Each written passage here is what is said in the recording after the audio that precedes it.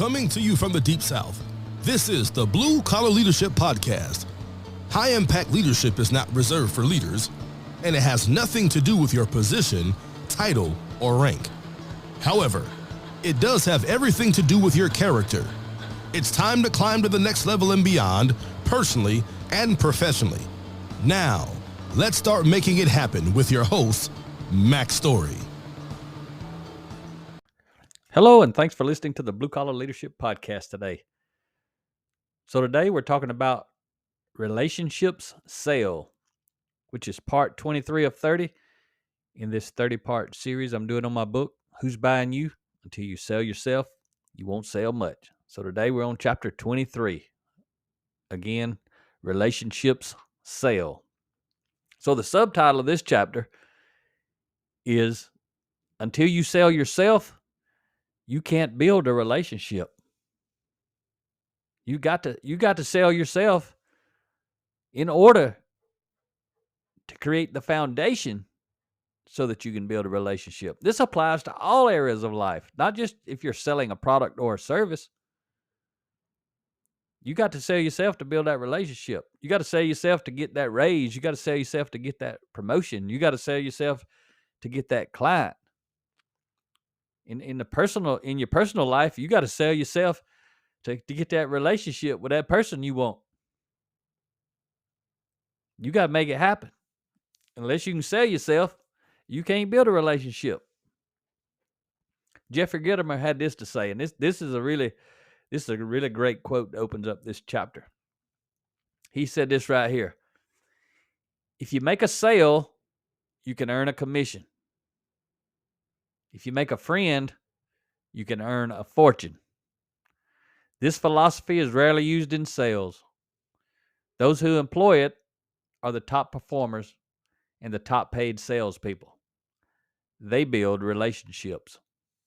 Those were the words of Jeffrey Gitomer. If you don't know who he is, that last name is Gitomer. If you're in sales and you don't know who Jeffrey Gitomer is, you definitely need to find out. He's got lots and lots of content. I'm sure he's got podcasts or YouTube channels or something. He got a lot of stuff, I'm sure. He definitely got a lot of content. Got some books out there. You definitely want to study up on him. So I want to talk about back when I shared with you that Eric and I developed the plan to help the buyers he met while selling cars. You know, when we did that, neither of us had read the quote that I just shared with you from Jeffrey Gitomer. We just had learned so much about personal growth and development and how to build relationships with people that we already knew that. We already knew he didn't need to focus on making a sale. He needed to focus on making a friend. And I've talked to you a lot about that throughout this book. This chapter is just specifically about that. But, you know, the principle in that quote from Jeffrey Gitomer, where he says, if you make a friend, you can earn a fortune, is the very principle Eric planned to apply, along with many other principles, to be successful and effective in that job as a car salesman. Eric didn't plan to chase commissions. He planned to make friends. And that's what he and I talked about, strategized about, all the different ways he could do exactly the opposite of what most car salesmen that I've ever met actually did or do. But making friends of buyers is a hard thing to do when you're expected to force your buyers into the sales funnel using a sales script. That's what happened. He fell right into that right off the bat. And he was frustrated. He was miserable. He didn't do that job very long. I think I shared with you before, someone came in to buy their daughter a car and was so impressed with Eric. They wanted to take him out to dinner, and they hired him off of that lot to go do something else. And they turned him loose. And the boy made $10,000 in commission the very first month with zero experience. And he didn't, I don't even know if he made $10 selling those cars. He might have. He didn't stay long. He was struggling. But he was struggling because he was being forced by those low-impact sales managers to try to force buyers into a sales funnel using a sales script. He couldn't be himself. But see what he did? We're talking about right here. He couldn't sell any cars because they forced him to follow the script. But he still sold himself. He sold himself so much that guy hired him off the lot, wanted to take him to dinner. I remember that guy telling me, and it's been a while since we've done that other chapter, or since I recorded it, but I don't remember if I told you. I met that guy who hired Eric, and he told me that's the first time he ever interviewed anybody and took 3 pages of notes while he was doing it. He means he took 3 pages of notes listening to Eric during the interview, all the stuff Eric was talking about and teaching him because he'd been reading all these books. Anyway, enough about that. So you may remember also I shared a story about my friend Steve Lynott's father, Matt. Dedicated this book to him, actually. I never met him. He had passed away when I met Steve. But Steve shared a story about his dad, Matt. And I shared that earlier. In an earlier episode, I talked to you about that. But Steve's very proud of the character and integrity his dad displayed during his nearly 50 years as a very successful sales professional. And you may remember he was selling high school yearbooks. So Steve provided a second story for me that I could share in this book that shines light on what relationship building looked like in his father's career. So I want to share that with you here. A second story from Matt Lynott, shared through Steve, his son. So Steve tells this story about his father. He actually wrote it to me in an email. When I told him I was writing this book, he told me all about his dad. And I said, if you want to share anything, I said, I may put it in the book. And he shared some good stuff, and this was part of it. So here it goes. This is from the email that Steve sent me about his dad, Matt. He said, near the latter stages of Dad's career, he took me with him as he made calls on his yearbook advisors. He wanted me to learn the business and see if it was something I was interested in pursuing. Dad and I entered one of the high schools he had been selling to for a long time. As we entered the yearbook advisor's office, the woman looked at me and said, "You're Steve, aren't you?" I was more than surprised. I had never met this woman before, he says. She saw the startled look on my face. She reached down, opened her top drawer, and pulled out a picture of my family, saying, "I've known Matt for years, and each one of you indirectly." That's pretty powerful. So you think about that. Steve was just riding along with his dad, and then he met a customer, and the customer pulled out a picture of him and his father and his mother and his family. The customer did. That's pretty powerful. And she already knew his name just when he walked in the room with his dad. He didn't need an introduction. Steve went on to say this. He said, "I've been very troubled over the years at how people view sales professionals. They are seen as money hungry and not to be trusted. My father was a true professional. He loved his work and his clients, and they loved him back." That's because relationships sell. Exactly what this chapter is about. If Steve's dad were alive today, he would be proud to know Steve is still sharing his stories. I'm also sure Matt could have done a much better job filling this book that I'm talking to you about with principles and stories than me. He could have did a much better job than me. No doubt about it. Sound like he was a true sales pro, and that's what he did for a living. So I'm grateful Steve shared a little about his dad with me. He took time to write those messages out and send me those, and it was pretty cool. It's a privilege to include a little about Matt's legacy on the pages of this book. And think about this. Matt's legacy is helping you make your greatest sale yourself. Matt's helping me because Steve told me about him. He's helping me help you sell yourself. He left a legacy. That's pretty powerful. When we talk about building a legacy that matters, that's what we're talking about. Not something you leave for somebody, like some money or some property or whatever. A high impact leader wants to leave a legacy in somebody, within somebody, not for somebody. And there's no doubt Matt's legacy lives on through Steve, and now through the pages of this book.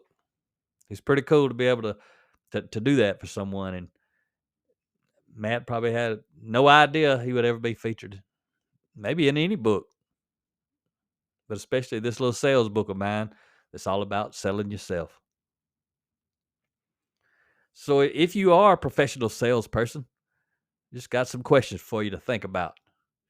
Do your repeat customers have a picture of your family? Would you even feel comfortable showing them one or giving them one? Because if you don't have a good relationship, unless you just like showing pictures to everybody, you probably wouldn't be thinking about showing them a picture of your family. If you just got a strictly business relationship. Do you discuss your personal life and your family with your customers? Some people don't even do that. Do you know the name of their spouse or their significant other? Or if they even have one? We're talking about your repeat customers because you should have gotten to know them by now if you're going to. Do you know anything about their children? Or if they have any or want any? I could list a lot of questions. But that ain't the point. The point's just get you thinking. Asking yourself, could you build a stronger relationship with your customers, especially your repeat customers? If they're repeat customers, you've already sold yourself once and they like you. But is there some room for improvement there? I know there is. The question is, do you know there is? Are you truly interested in anything other than making the next sale? That's the real question. I hope you are. If not, the question you must be asking yourself is this one right here. What am I leaving on the table? And maybe more importantly, what does this say about my character? If all I'm worried about is a sale. Do I truly care about my customers as people? Or do I simply treat them as objects making purchases? What do my actions communicate to them about me? So David Schwartz had this to say. He says, big people monopolize the listening. Small people monopolize the talking. And that's something I have to work on all the time. I love to talk about personal growth and leadership development. But when I meet new clients, I have to listen. They don't understand. They don't know what I know. I know that the principles I talk about and teach about apply to everybody, everywhere. They don't know that. So I got to listen to them tell me how they're all different, how their problems are different, how what's going on in their company is different because of whatever. It's not different. It's the same. I already know that. Because what I'm going to do is teach principles. It's like me teaching gravity. And I ain't trying to sound cocky and too much pride and ego right here. I'm just saying, if I needed to teach somebody about gravity, anybody needs to learn about gravity. Somehow, if they've lived on Earth and they don't know about gravity, they need to know about it. And what you're going to teach them about gravity, the principles, going to be the same. And the results they'll get applying those principles in situations where you need to know about gravity, it's going to be the same. And that's what I know about principles of human interaction. But so I have to work on this. I have to go slow. Sometimes I'd sit there for 30 minutes or 2 hours listening to the same exact thing I've heard every single place that I go to. But each person, this is what you got to know. I haven't talked to these people. These people need to feel understood. So to help them feel understood and build a relationship, guess what I got to do? Same thing you need to do. Sit there and listen. Listen and help them feel understood. When they feel understood, they'll be happy to listen to you. But if they don't feel understood, they just waiting to talk. They ain't listening to you. So as I'm sure you know already, whether you're a salesperson or not, professional salesperson, you already know this. Salespeople love to talk. If they don't, they're probably in the wrong business, because it's hard to sell something if you can't talk, or you ain't willing to talk, or you just want to sit there and listen the whole time, and you never got nothing to say about the product or the service or yourself or the business or the industry or the performance, all that sort of stuff. However, you may not know the very best salespeople would rather listen first and talk second. And I shared a bit about that with you a moment ago. And sure, these people, these salespeople, they love to talk too, but only after they've listened and feel they understand. And the key part still is the customer's got to be the one that decides that the salesperson understands. So you got to be able to listen in a specific way so that you can understand when the customer feels understood. When the customer feels understood, that means they believe that you understand. I know we're getting all tangled up here, but that's the way it is. Most of the time when a true sales pro is talking, they're asking thought-provoking or information-gathering questions. These questions allow them to leverage their words to gain additional influence and to make a stronger and better connection with the buyer. If salespeople are focused on making friends and building relationships, they want to learn more about the buyer, not what they want, how many they want, when they want it, or when they can pay for it. Amateurs tell others about their products. Professionals ask others about their lives because they're building relationships. Rob Wallman had this to say, and he said it simply enough. Relationships are about relating. If you don't spend time relating, there won't be any relationship. I mean, that's pretty simple right there. I call that country style. That's simple. That's what I like. I like simple. I'm going to say that one again because it's simple and it makes a lot of sense. Relationships are about relating. If you don't spend time relating, there won't be any relationship. Common sense, but I'm telling you, I've dealt with a lot of salespeople in my life. It's not common practice. So based on my own experience, many salespeople who are focused on the short-term sale pack their schedule as full as they can get it. These same salespeople tend to also be those who are often late because they were with another customer. You ever heard that one? They also tend to rush their time with you because they know they have another appointment immediately when they're done with you.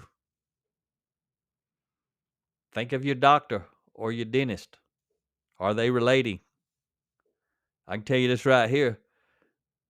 My doctor and my dentist relate. That's why they're my doctor and my dentist. I know these two guys are busy,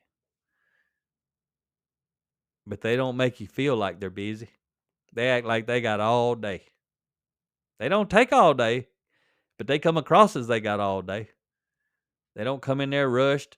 They'll have a conversation about something besides anything medically. Pretty amazing. The family practice doctor that I go to, when we moved from Auburn, Alabama up near Atlanta, Georgia, it's about 75 miles. I still go to that doctor. We moved up here in in the area we're in now in 2015 near Atlanta. And I'm recording this in 2024. It's been 9 years I've been going back. It's because of the stuff I'm teaching you in this book. He does it. He's a doctor. My mom goes there. My brother goes there. Rhea goes there. Because of who that doctor is. He knows what I know. Relationships sell. And I dread the day I got to change doctors. Because what'll happen is I go to the doctor and I won't like the doctors. Then I got to go to another doctor. I got to go shop around, because until you go through the process, it's kind of hard to know which doctor you need to go to. Yeah, people can tell you who's a good doctor, who's not a good doctor, that sort of thing. But let's say studying all this stuff that I'm studying, they don't know what it is I'm looking for. And it's a lot more than just what I've shared here, but it's absolutely what I share throughout this book. This is anybody I do business with. This is the kind of people I'm looking for. So let's talk about the seller beware points at the end of each chapter that I share with you. Seller beware, point number 1. The stronger the relationship, the more sales you will have. Relationship sales. Seller beware, point number 2. The best salespeople build strong relationships. Their customers become their sales and marketing team. Seller beware, point number 3. Being late doesn't strengthen relationships. Rushing buyers doesn't strengthen relationships. Slow down. If you're a professional salesperson and you want to be a sales pro, slow down. That's what I just told you about my 2 doctors. It doesn't mean I want to sit there and talk about junk forever. But when they walk in to deal with me, that's what they do. I'm sure they wide open till they open that door. And when they open that door and walk in the room with me, they slow down. Not just me, it's everybody. My eye doctor, same exact way. A lot of doctors, I hear people moan, groan, and complain about the doctors. I guess they just settle like a lot of people in life do. They go to the doctor and they don't like them and whatever. They just keep going. I have no idea why. I forget how many dentists I went to before I found the dentist I want to keep going to, the one I still go to. He's got a phenomenal office, a phenomenal staff. Every one of these doctors I'm talking about, I'm thinking of 3 at the moment. I don't really have to go to the doctor very much. I go to my regular checkup, annual checkup, the dentist, and my eye doctor. Give me some contacts and some glasses. That's pretty fortunate. And if I get directed to some other doctors, I trust these 3 doctors to get me to somebody worth going to. Because what I teach in all of my books, who we are is who we attract. It's good stuff. It applies everywhere. All right. Hope you enjoyed today's episode. And if you're still listening, I hope you've taken the time to listen to the Real People Getting Real Results series that's coming out currently on Fridays at noon. And I really hope you go into our Blue Collar Leadership YouTube channel, youtube.com/the @ Blue Collar Leadership. And you'll find it. But there's a playlist, Real People Getting Real Results. Hope you'll go there and watch some of those videos. They're kind of lengthy. You don't have to watch them all at the same time. But I'm sharing my network of high impact people with you. They're at different levels in their journey. Some of them have been doing it for years and years and years. Some of them are brand new to this growth journey, and some are somewhere in between. All different industries, all different kinds of people doing all types of work. Somebody may be entry level. Somebody may be a owner or top level. Somebody could be in a support role, all over the place. The common thing is I know these people at some level. And for some crazy reason, I had an idea to start sharing these people with everybody else, shining my light on them. I don't know why it took me so long, but in a way, it's good that it did, because I got tons of people to share with you. So every week, those will be coming out. So if you haven't listened to some of those episodes, go check them out. there's going to be a new one coming every week for quite a while, unless we get too busy and I have to, pop out some teaching or something like that. But once I get this series right here wrapped up, I'm going to be focusing on sharing those interviews with you, and periodically I'll do some teaching like I've done, but I've got almost 400 episodes. There's a lot of teaching already. If you're new to this podcast, you want to go back and start over, you got a lot of listening to do. And don't forget about Rhea, my wife Rhea. She's got a podcast. If you got a significant female in your life, wife, girlfriend, sister, mother, daughter, you want to point them in the direction of Rhea's podcast, some of her books. Think about that. Graduation is be coming up from high school. Rhea's got a book called The Ladder of Influence, 5 Steps for Climbing to the Next Level and Beyond. When I read that book, when I was editing that book for her, proofreading it, I told her, I said, every person in high school, boy or girl, every one of them ought to have to read that. It ought to be required reading before they graduate high school. So if you got a young person in the 10th, 11th, 12th grade, or maybe they're in college, you might have missed them, that book right there, you need to get them a copy of that. If you've got any high schoolers living in your house, you need to get you and your spouse, if you have one, and your teenagers a copy of that book each, and go through a book study. Listen to episode 305, facilitate a book study with your teenage children on there. You will help them tremendously by introducing them to what's in Rhea's book, helping them understand the big picture of personal growth and development relative to character and competency, relative to doing it at work and at home. That's what makes that book so good. It's the big picture of how to intentionally develop your influence, but also how to leverage your influence at work and at home. I'm telling you. And if you ain't read it, you need to get it. Dive into it. Anyway, hope you enjoyed this episode. Talk to you next time. Make it happen or someone else will. It might as well be you. Are you serious about taking your career and your life to the next level and beyond? Check out Mac Story's Blue Collar Leadership Series books and others, now available on audio, along with paperback and ebooks at Amazon, iTunes, and Audible. Please visit bluecollarleadership.com to learn about Mac's books, programs, special offers, certifications, and more. Thank you for listening to the Blue Collar Leadership Podcast.